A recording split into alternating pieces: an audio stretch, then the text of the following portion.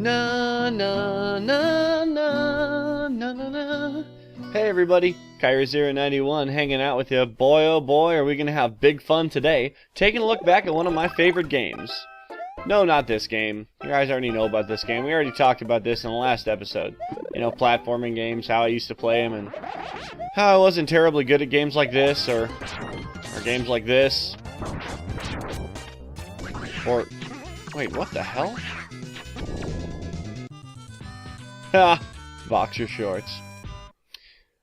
And after playing games like this for a while, I eventually moved on to playing stuff more like this. RPGs, you know? Fun times. Where I used to beat bad guys by hitting them like this, and then started hitting them something like this. And that was a good time.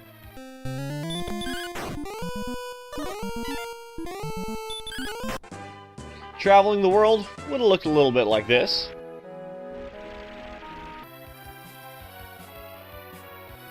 Exploring caves might have looked like this.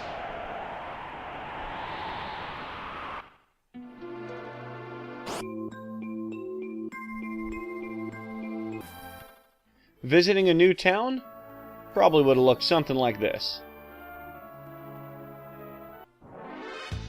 And there's nothing wrong with these games. I had a great time playing them. They were a wonderful experience. But then I found EverQuest. Man, I mean, just look at this game. Just look at the box art. Look at this colorful scene with all these interesting characters. I couldn't wait to get started. So we fired the game up and BAM! Load screen. Look at some of this stuff here.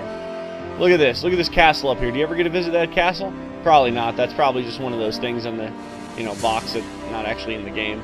But, boy, we couldn't wait to get going on this.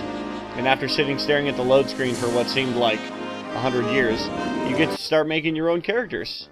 And look at all the different races you can be. Look at all the different choices that you have here. And even once you pick the race, you have all these classes to choose from. Such an open-ended game. I had never seen anything like that. You even get to pick what deity you worship. You get to pick what god you worship. And it actually has an impact on the game. Not only does it matter, depending on who it is that's going to like you and hate you, but it also determines what city you start in. Look at this sprawling giant world here. All these different cities, and each one is a possible starting point for your character. And the cities themselves, they're huge. And you need a map to get through some of them. I couldn't wait to get started. I clearly had a pretty big adventure ahead of me. So, let's head into the world of Norath and take a look.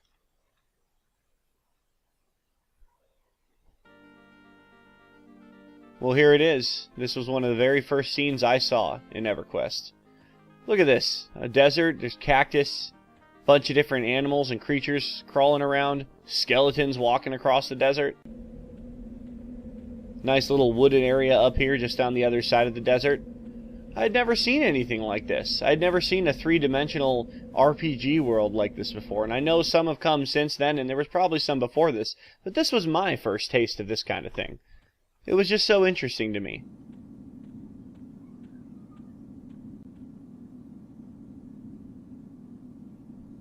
Look at that bear walking around in the distance there.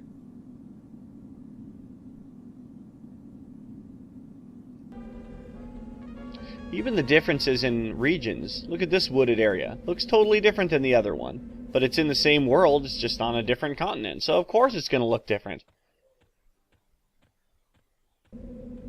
Traveling worlds before might have looked something like this. But now it looked more like this.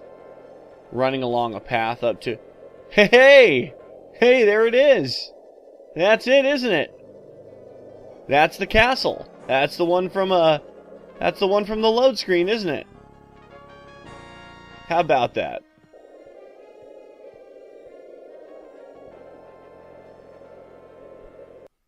Yep. That's it. I couldn't wait to head inside.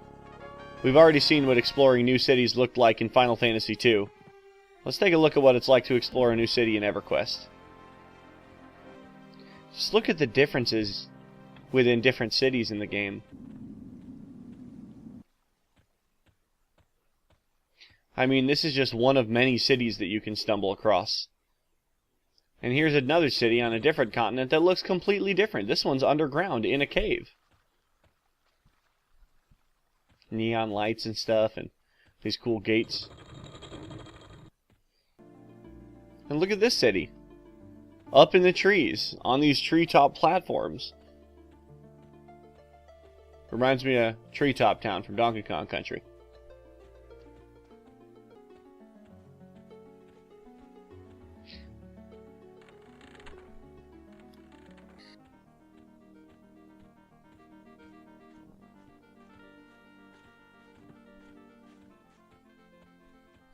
It was just like being in the real world. You know what I mean? This was just like exploring an actual planet, because that's what it was.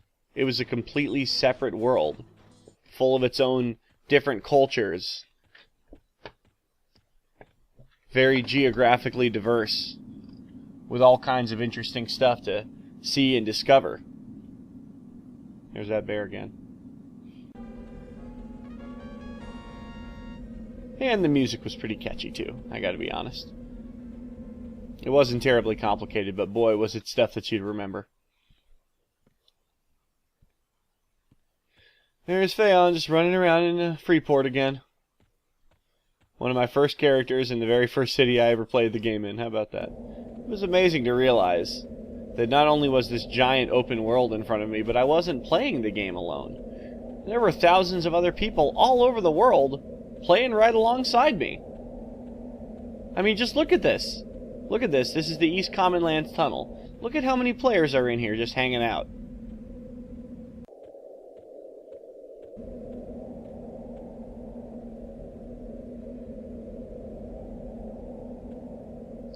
It's important to note that you're not actually seeing the game the way that I originally saw it. Originally, it looked something more like this. I don't have access to this client, so I can't show you. I can't actually demonstrate it for you, but I actually kind of preferred it the old way, but it's still fun to play it even now. I wish I could have had this client. It would have been pretty cool to show it to you. I hope you like pain. What was it that drew me to EverQuest? I don't know, all the stuff I've described here, I suppose? How's it held up over time? I think it's still fun. I can still pick it up and play it. In fact, I've been playing it recently, and I've been having a great time doing it. There's still so much I haven't even experienced in this game, despite as much as I've played it. It's a huge world out there. How does it compare to other games in the genre? Well, I think EverQuest is the best entry into the MMO genre. I've played others, but nothing quite compares to EverQuest. So, I guess that's it for this episode. I'm going to leave you with some beautiful discordant MIDI from the character select screen that you get sometimes when the game glitches out a little bit. Have a great day, guys. Thanks for watching. Oh.